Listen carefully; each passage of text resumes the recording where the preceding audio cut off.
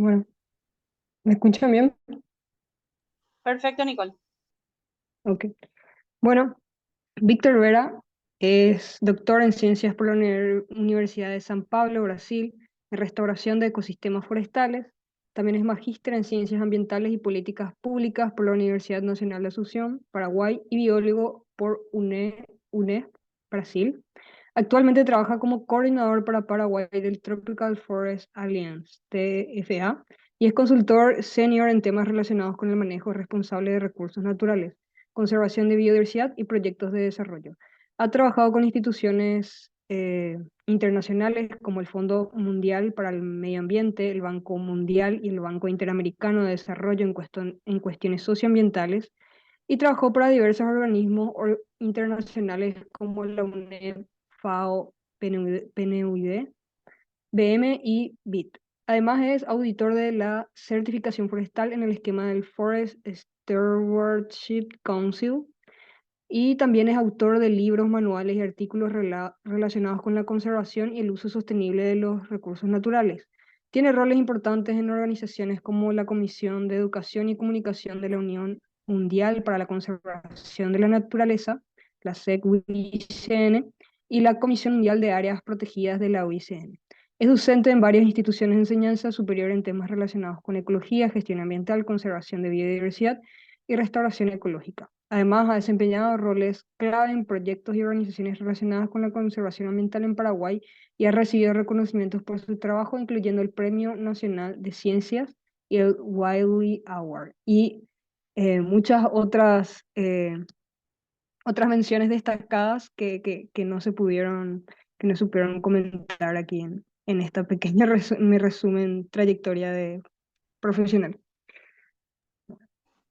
Bueno, bienvenido, Víctor Vera.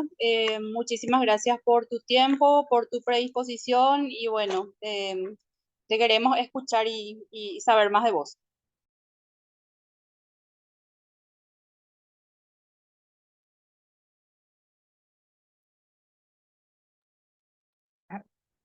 Yo no escucho nada. No, tampoco le estoy escuchando. Víctor, ¿estás por ahí?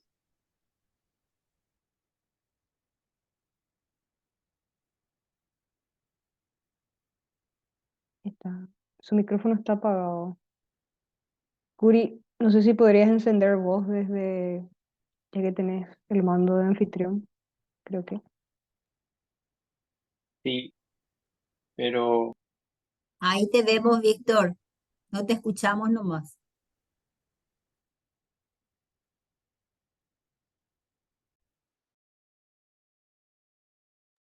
Todavía no te escuchamos. Hola escuchan ahora. Víctor, ¿qué tal tenés? Parece que ya habla. Hola, Hola, ¿me ¿viste? escuchan? Sí, Ahora sí. ahí te escuchamos. Ok, un placer. Yo no hice una presentación tan estructurada como Rosy. Eh, Hace poco aprendí de que eh, tenemos que decir más de 30 años de experiencia a partir de los 30 años. Em, ya se leyó mi currículum. Actualmente estoy trabajando con Tropical Forest Alliance, más conocido como TFA, y en varias actividades como consultorías. Eh, Preferiría hablar más de anécdotas. Muy fácilmente hoy en día podemos acceder gracias a las redes sociales. Antes, cuando comenzamos a trabajar, como decía la profesora Rossi, ni siquiera podíamos acceder a los artículos científicos, ni siquiera podíamos comprar una carpa o una bolsa de dormir a nivel local. Generalmente algún colega cada 1 o 2 años se iba a Estados Unidos y ahí la lista de pedidos era bastante grande, ¿verdad? Entonces, han cambiado un poco los tiempos. Yo creo que nosotros los biólogos em, necesitamos juntarnos un poco más al nivel de estudiantes, al nivel de profesionales que trabajan en diferentes áreas, porque los desafíos globales son muchos. Tenemos que hacer, hacernos escuchar, hacernos sentir más institucionalmente y profesionalmente en todas nuestras áreas. Necesitamos actualizarnos La universidad ya no es la misma de hace 20 años atrás. Antes la universidad nos enseñaba a hacer todo, eh, saber cuántas escamas tenía desde la nariz, desde el hocico hasta la punta de la cola. Hoy en día la universidad nos enseña a saber dónde buscar la información y sobre todo información veraz. Entonces, desde ese punto de vista, también tenemos que saber dónde buscar información es suficiente. Vamos a decir, podemos buscar información de que los cambios climáticos, la crisis climática, como refiere en este momento las Naciones Unidas, eh, es atribuida a la actividad humana principalmente a los combustibles fósiles y por otro lado podemos encontrar un montón de información diciendo que el carbono es importantísimo para la vida, eso es indudable, pero sin embargo las actividades humanas están acelerando la, eh, el depósito de carbono significativamente en la atmósfera. Imagínense, eh, cuando yo comencé a trabajar estos temas, después de la publicación del informe Brundtland en 1987, la partes por millón del carbono era de 333. Hoy en día creo que estamos por alrededor de los 420 partes por millón. Muy fácilmente. Ustedes pueden preguntarle a Google y te va a decir la palabra exacta, la información exacta. Entonces, es muy interesante que hoy podemos nombrar padrino en nuestras promociones a Google, ¿verdad? Antiguamente no teníamos esta facilidad de información. Hoy en día estamos realmente en la época de la hiperinformación. Imagínense ustedes que un trabajo práctico ustedes pueden hacerlo por chat GPT y mañana le presentan al profesor, van a tener 10 por la cantidad de hojas, pero ni siquiera va a leer el profesor. Entonces, es muy importante conformar redes de trabajo, conformar sobre todo redes de información científica, técnica y veraz. Muy interesante lo que dijo la profesora Rosalía, pero nosotros tenemos que saber en cuánto tiempo puede recuperarse un ecosistema que ha sido degradado, que ha sido dañado. Hay algunas publicaciones en Paraguay acerca de eso, pero muy poca gente tiene acceso a esa información y depende también del tipo de ecosistema y cuánto cuesta en dinero. Hoy los economistas pueden decirnos que por una hectárea degradada en el bosque atlántico Alto Paraná cuesta eh, 20 años recuperarlo y que por cada hectárea al año se necesitan algo así como una inversión de $14.000 si vamos a recuperar la estructura, la composición y la función de ese ecosistema. Entonces, necesitamos incorporar información. Yo cuando comencé a trabajar en estos temas era muy green, muy verde, siempre estuve relacionado con la diversidad florística, con los ecosistemas, porque tuve una muy buena formación en sistemática y un muy buen acompañamiento cuando comencé a trabajar con la profesora Lidia Pérez de Molas en el campo. Comencé a aprender mucho de la conformación de las especies en diferentes tipos de hábitats. A pesar que hoy ya soy más light green, sería verde claro, que trabajo más con servicios ecosistémicos y uso responsable de recursos naturales, eh, siempre me sirve esa información de base que la escuela y la experiencia de los primeros años de trabajo me dio. Entonces, es importante mantenernos actualizados, es importante desarrollar más allá de la academia cursos que puedan permitirnos saber sobre los servicios ecosistémicos, eh, cómo se hace un proyecto de carbono hoy en día que todo el mundo está hablando, qué es un mercado regulado de carbono, qué es un mercado voluntario, cómo están funcionando, en qué se está invirtiendo. Porque a pesar de que el mercado de carbono va a desaparecer en el 2050, porque se supone que la humanidad se va a descarbonizar, es decir, va a dejar de ser dependiente de los combustibles fósiles, ese mercado de carbono puede traer nos puede traer beneficios para la conservación de ecosistemas naturales en nuestro país y también beneficios para la producción sustentable. Como ustedes saben, por cada molécula de nitrógeno o de materia orgánica que se incorpora al suelo, se incorporan 20 moléculas de carbono que están circulando libremente por la atmósfera. Entonces, ese tipo de cosas necesitamos eh, mejorar el nivel de información. Y en este sentido, el Colegio de Biólogos, las asociaciones de estudiantes, hay muchas organizaciones, por suerte, de jóvenes que están trabajando en estos temas, organizaciones no gubernamentales que surgieron a partir de estudiantes que hoy ya son profesionales y están desarrollando iniciativas muy interesantes. Eh, yo soy todavía más viejo, la profesora Rosalía habló del PAVAP. El PAVAP ya es el sucesor de un primer programa de voluntario que se llamaba PAVAM en el Cretácico, el Jurassic Park, en la década de los 90. Entonces, ese trabajo de voluntarios, de jóvenes voluntarios entusiastas por iniciativa propia o por apertura de instituciones, es algo que permite ser un poco carne de cañón, pero aprender cómo se hacen las cosas en el trabajo. Eh, por ejemplo, inversión en nuevas tecnologías. Hoy en día se habla muchísimo del hidrógeno verde, que nada más es el rompimiento, no sé si se dice así en español, de la molécula de agua con electricidad para convertir, liberar oxígeno a la atmósfera, que es súper importante para la naturaleza hoy en día, aumentar la cantidad de oxígeno en la atmósfera. Y mientras tanto, el hidrógeno se utiliza para fabricar amoníaco, urea, nutrientes y puede ser hasta combustible. Entonces, el hidrógeno verde es un tema importante en la actualidad como una tecnología para generar oxígeno para la atmósfera. En Paraguay hay 3 iniciativas al menos que se están instalando y los trabajos de evaluaciones ecológicas rápidas generalmente, es la metodología que más se utiliza en Paraguay, pero muy poca gente sabe que esa metodología fue probada aquí en nuestro país.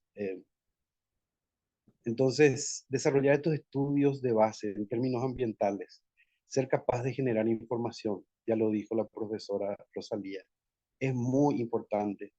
eh, Tener la capacidad de hacer buenos informes, saber escribir bien, si es posible, no solamente el resumen en inglés, pero también una parte del trabajo, porque generalmente están viniendo muchas inversiones internacionales a Paraguay, principalmente en el tema de recuperación de áreas ganaderas degradadas o áreas degradadas por la ganadería para implantación de plantaciones forestales. Entonces, ese es un tema que siempre requiere la participación de biólogos. Seguramente muchos de ustedes ya escucharon hablar de la evaluación ecológica rápida, una anécdota interesante, eh, pero muy poca gente ha leído el prefacio, creo que se llama prefacio en el documento Nature in Focus, que fue escrito por Thomas Lovejoy, que creo que Thomas Lovejoy falleció en el 2021 o 2022, pueden buscarlo en Google. Él escribió que las primeras evaluaciones ecológicas, en realidad, la primera evaluación ecológica rápida realizada para probar en el terreno lo que esta organización internacional mucho más grande actualmente que antes, que se llama The Nature Conservancy, desarrolló. Thomas Lovejoy era un ecólogo forestal que fue asesor durante los gobiernos del presidente Clinton en los Estados Unidos, más conocido por otras cosas, ¿verdad? Eh, pero él decía que las primeras evaluaciones ecológicas rápidas se desarrollaron en los bosques del Maracayú, allá por 1991, 92. Pero antes de eso, muy conocido por los botánicos, el método Gentry. Me tocó la oportunidad en 1987 de recorrer desde, todo era camino de tierra, desde Hernandarias hasta llegar al bosque del Maracayú y comenzar a probar. Él estaba desarrollando su método Gentry de un estudio, una parcela de 0,1 hectárea que es muy utilizado hoy en día en todo el mundo. Y también hizo su trabajo, su prueba de campo aquí en Paraguay.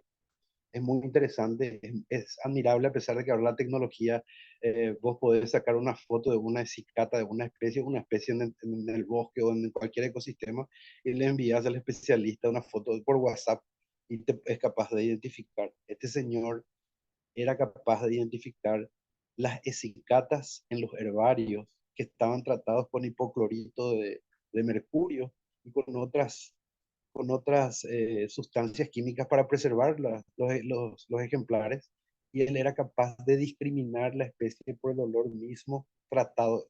Es increíble, pero yo vi a este señor haciendo eso. Ese tipo de profesionales nosotros necesitamos. Actualmente estoy trabajando y bueno, qué gusto de saludarla a Cristina, también hace un buen tiempo que no hablo con ella y que no la veo, pero Tropical Forest Alliance es una entidad multiactor creada en el año 2000, cloruro de mercurio, eso. Hipoclorito es la misma cosa, es derivado del cloro. Eh, eh,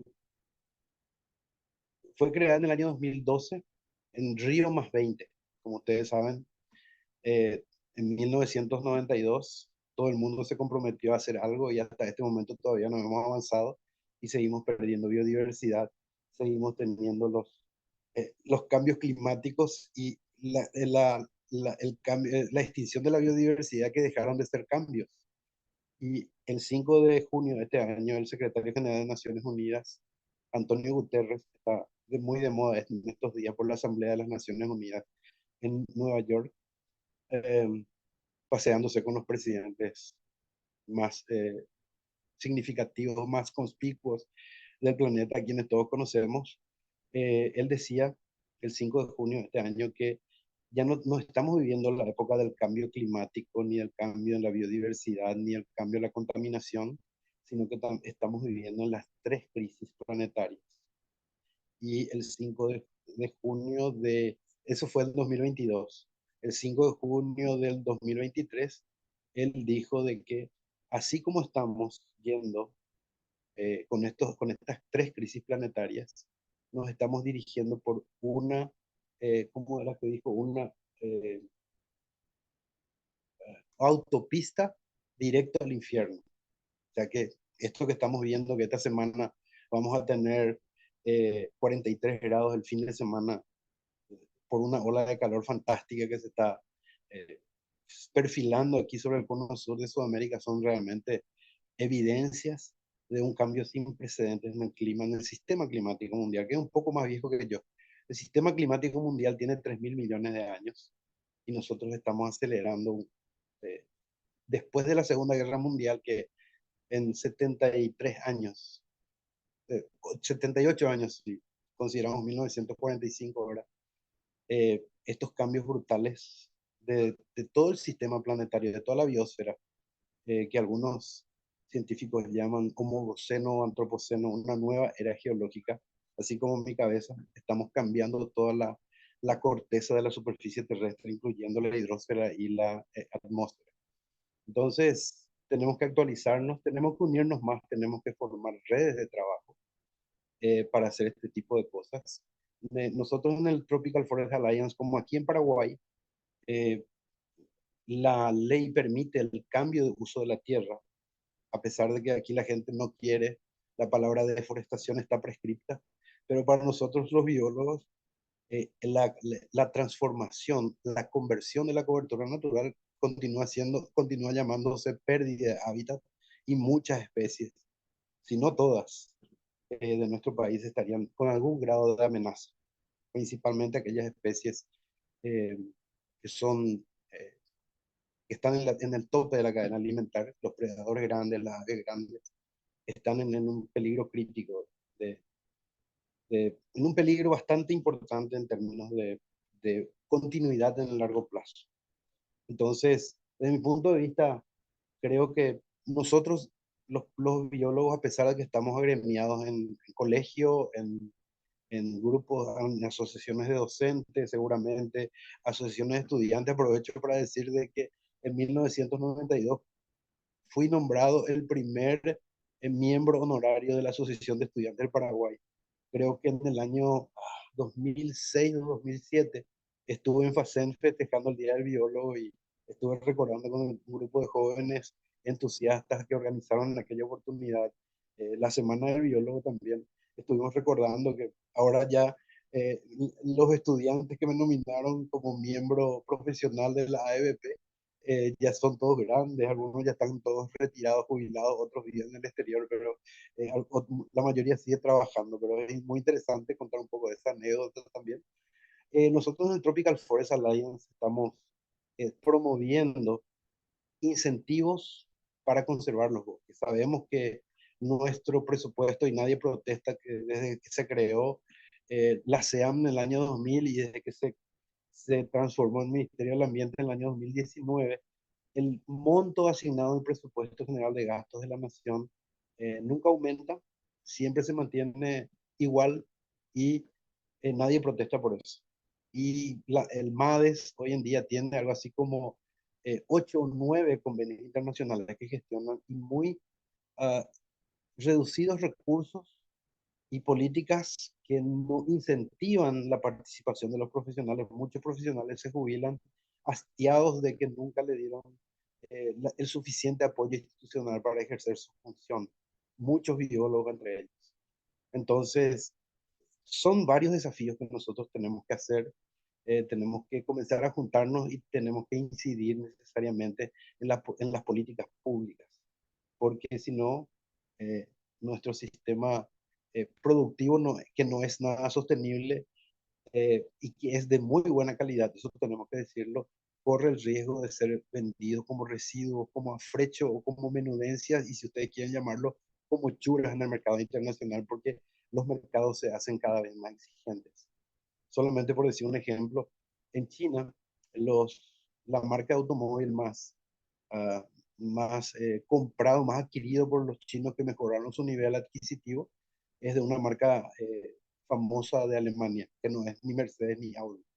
Entonces, es BMW. Entonces, pero los mercados también se hacen muy exigentes. En este mismo momento, China está debatiendo con Brasil estándares de desempeño ambiental y social que tienen mucho que ver con lo que nosotros hacemos los biólogos para que el Brasil pueda aumentar la cantidad de carne que es exportada a China. ¿Qué quiere decir? China le está diciendo a Brasil tener que parar la deforestación, pero China está aumentando la cantidad de habitantes por año. Hoy en día la cantidad de habitantes en China es un secreto de Estado. Entonces, hay muchos temas que nosotros debemos hablar, debemos actualizarnos, debemos compartir, debemos formar redes de trabajo, debemos unirnos a varias iniciativas, a varias instituciones, y por eso que nosotros del Tropical Forest Alliance estamos promoviendo estos incentivos para encontrar maneras para conservar los ecosistemas naturales y para promover sistemas más sostenibles y más trazables a los productos de excelente calidad que estamos produciendo. Entonces, desde ese punto de vista, es un tema que me gustaría impulsar, estimular, apoyar al colegio de biólogos, a los estudiantes, a los grupos de estudiantes y a los docentes, que tenemos que encontrarnos más. No es solamente para publicar un artículo científico o para presentar un trabajo en un congreso o para presentar un proyecto, sino que tenemos que armar eh, ocasiones en las cuales nosotros conversemos más, veamos cuáles son los problemas y también plantear soluciones. No solamente necesitamos hablar de problemas siempre. A ver, ¿qué más? Me, me preparé para contarle una serie de anécdotas interesantes de mi vida profesional. Eh, el primer trabajo de campo que hicimos en el Chaco era hacer un inventario forestal en el desaparecido ya hoy en día Obraje San Carlos, que es histórico, seguramente vamos a encontrar por ahí, que era un obraje, que era una planchada grande en la cual se trabajaba para juntar los rollos de, de quebracho colorado para llevar en carretas hasta las vías del tren y llevar a Puerto Pinasco, a Puerto Casado, allá por 1920, 1940 más o menos. Y en esa época eh, hicimos un inventario para la OEA. En aquel tiempo yo me acuerdo que por primera vez escuché lo que era el efecto de borde. Y en ese sentido fuimos hasta el camino donde teníamos que entrar y entramos 30 metros en el bosque para eliminar el efecto de borde por el camino. Hoy en día sabemos que el efecto de borde, los cambios por ese efecto de borde, por los ecosistemas, por el estado de degradación de los ecosistemas en el mundo es de casi 500 metros. Y en muchos lugares, cuando te vas 500 metros ya salía al otro lado del bosque debido a la fragmentación de los ecosistemas. Entonces, la primera experiencia y los cambios que hubieron desde más de 30 años atrás, esto fue en 1987, hasta ahora de 30 metros fue a 440 metros, hasta donde se logró medir el cambio eh, en la fragmentación durante 27 años de monitoreo en bosques tropicales de Amazonia. Entonces, muchas cosas han cambiado. Eh, Otra cosa importante dentro de las anécdotas es que una vez me tocó dormir en el Cerro Acay en la camioneta con la profesora Lidia, en una camioneta que era unas Toyotas verdes con techo blanco, y nos fuimos en un grupo de 6 colegas para trabajar en un inventario de flora y fauna ahí en el Cerro Acay, y comenzó a llover muy fuerte. Comenzamos a llevar nuestras, nuestros equipos de campo, los equipos, los materiales de prensado y agregar alcohol en bolsas de plástico de los individuos colectados por la profesora Lidia. Y mientras acarreábamos, la profesora Lidia estaba prensando sus plantas mientras acarreábamos todas las cosas. Yo vine primero de mis colegas que estaban llevando a una iglesia que nos dieron para dormir ahí en Acay, y después cuando yo volví ya no pudimos volver a atravesar, entonces yo dormía adelante y la profesora Lidia entre sus plantas creo que se quedó trabajando hasta las 3 de la mañana prestando sus plantas con una linterna de cabeza que le habían regalado de, de colegas que vinieron del Missouri y le trajeron una linterna de cabeza en 1987 también. Con la profesora Rossi trabajamos en el 2007 y 2008 cuando ella estaba haciendo su tesis doctoral de maestría sobre poblaciones de yaguareté, poblaciones de gatos moteados en un área geográfica determinada, en un tiempo determinado, como ustedes saben, para evitar los procesos de inmigración y emigración de ejemplares.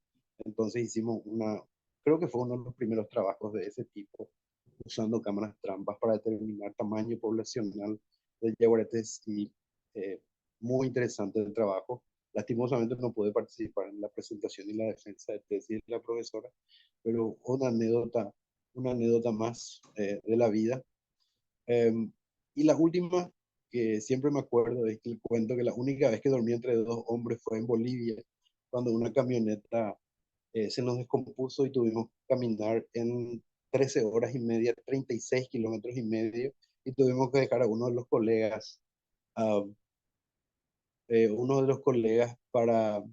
el camino porque ya no se podía mover.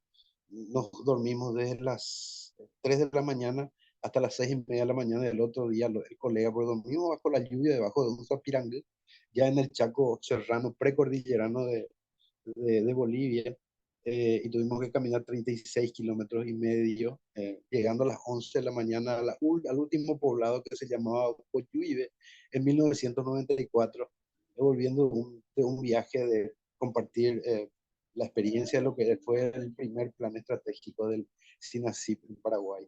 Entonces, un poco de la experiencia académica que ya se mencionó leyendo un, un resumen de mi actividad profesional, mi actividad como profesional en temas de conservación hasta más o menos el año 2000, y desde el año 2000 hasta el 2023 estoy trabajando mucho más en estos temas de certificación del buen manejo de los recursos naturales para producción de forestal en bosques nativos, plantaciones forestales y también proyectos de secuestro de carbono. Aprovecho para terminar de decirles que el siglo XXI es el siglo del cumplimiento de estándares. Hoy en día, ustedes pueden buscar en la Corporación Financiera Internacional que hay estándares para todos, desde cultivos anuales, cultivos permanentes, para fábricas de carne, para fábricas de leche, para fábricas de celulosa, para ganadería, para frigoríficos. Entonces, para todas las actividades hoy en día hay estándares. Entonces, tenemos que comenzar a trabajar más en determinar indicadores. Por ejemplo, eh, indicadores para calidad de aguas. Hoy en la Unión Europea ya no se hacen más estos estudios que son muy costosos para determinar la calidad de agua, sino que se hace un conteo de la población y la diversidad de especies de diatomáceas, que son algas verdes y azules, para determinar la calidad de agua. Nosotros debemos comenzar a actualizarnos y desarrollar estudios para decir, este cuerpo de agua tiene tales indicadores y esto nos dan eh, una, eh, una calidad de agua que puede ser utilizada para beber, como agua potable. Sé que hay muy buenos profesionales, jóvenes profesionales que están trabajando estos temas de, eh, ¿cómo se llama?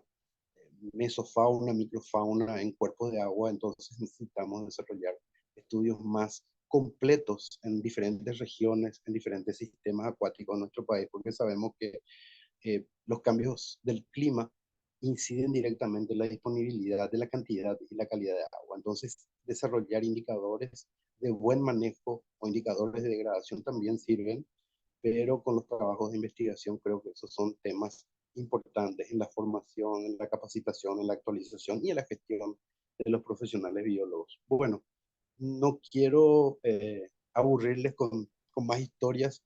Como digo, tenemos que encontrarnos más, tenemos que buscar ocasiones para compartir más esta riquísima y vasta experiencia de...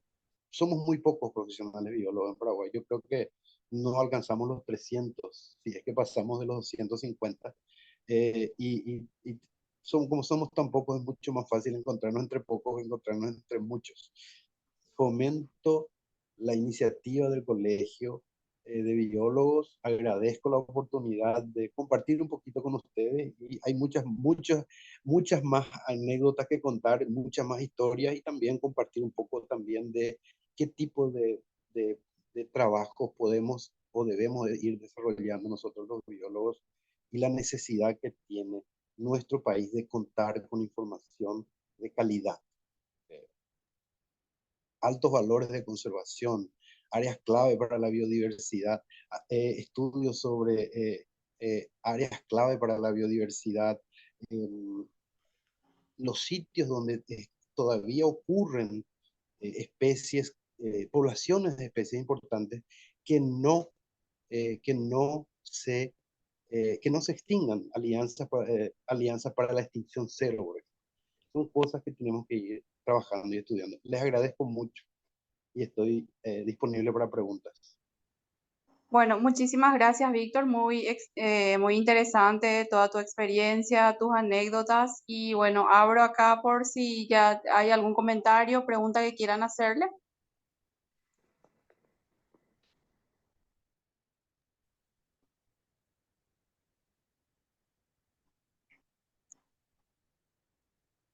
Si nadie tiene, yo sí tengo curiosidad. Bueno, Nicole, Nicole. No, adelante, adelante, adelante. Te estoy formulando una pregunta. Bueno, gracias, profe Víctor, por contarnos un poco de tu anécdota, ¿verdad? Yo estoy curioso, escuchando tu CV, ¿verdad? Tu camino recorrido. Yo sabía que te había formado en Brasil, pero no sabía que también fuiste a la USP y a la UNESP. ¿Y cómo fue eso, verdad? ¿Y qué podés contarnos o qué sugerencias le darían los nuevos egresados o los que están por egresar, verdad? Sobre la experiencia de formarse afuera y traer ese conocimiento también acá y cómo eso te facilitó o lo contrario, ¿verdad? Con respecto a los colegas nacionales. Qué interesante pregunta, Guillermo. Hay muchísimas, muchísimas anécdotas con eso.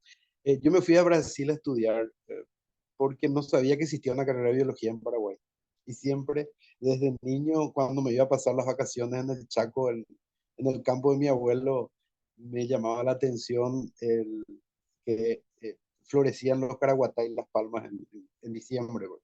Los carandají en diciembre. Me llamaba la atención desde los 5 o 6 años. Y me fui a estudiar a Brasil, um, la graduación, porque no sabía que existía una carrera en aquel tiempo en el antiguo ICB, Instituto de Ciencias Básicas. Y cuando volví de Brasil, creo que traje un equipaje de conocimiento porque con algunos colegas paraguayos comenzamos a trabajar en conformar una base de datos ya en el ya desaparecido Centro de Datos para la Conservación para hacer las primeras listas de Paraguay de especies que estaban amenazadas. Posteriormente, estas listas se volvieron en las resoluciones hoy del MADES, de que tienen las listas de los diferentes taxas que están amenazados, pero nosotros habíamos comenzado un primer trabajo y muchísimas anécdotas de trabajos de campo.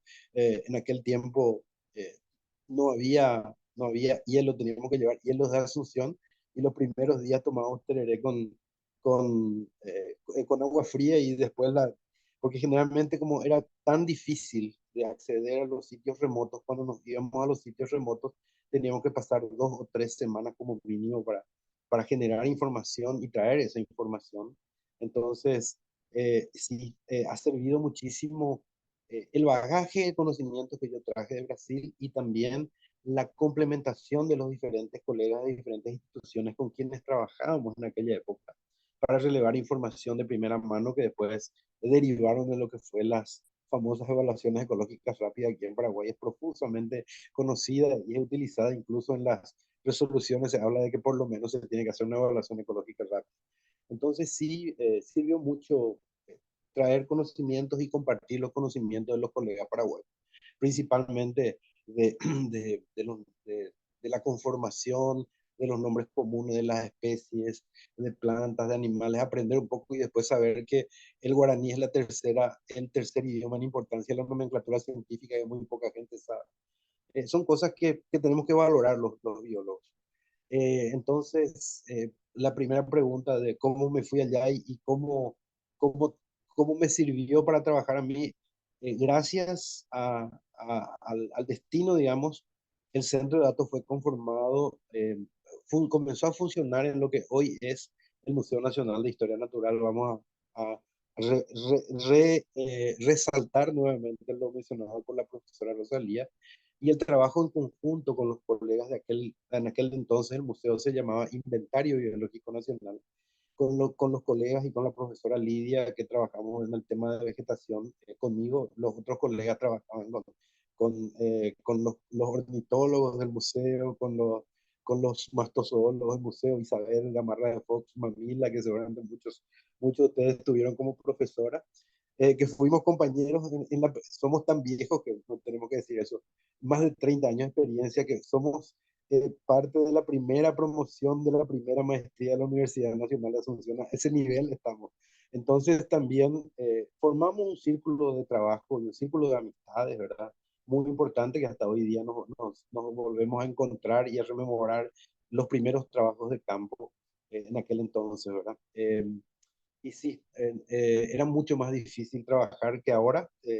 Nosotros hasta por WhatsApp podemos encontrar información con los colegas, por los grupos que formamos, entonces es mucho más fácil actualmente compartir información, a pesar que el CONACYT actuó un poco al revés en el sentido de que la gente es mucho más cuidadosa y hasta mezquina para compartir su información, pero sí es mucho más fácil acceder a la información.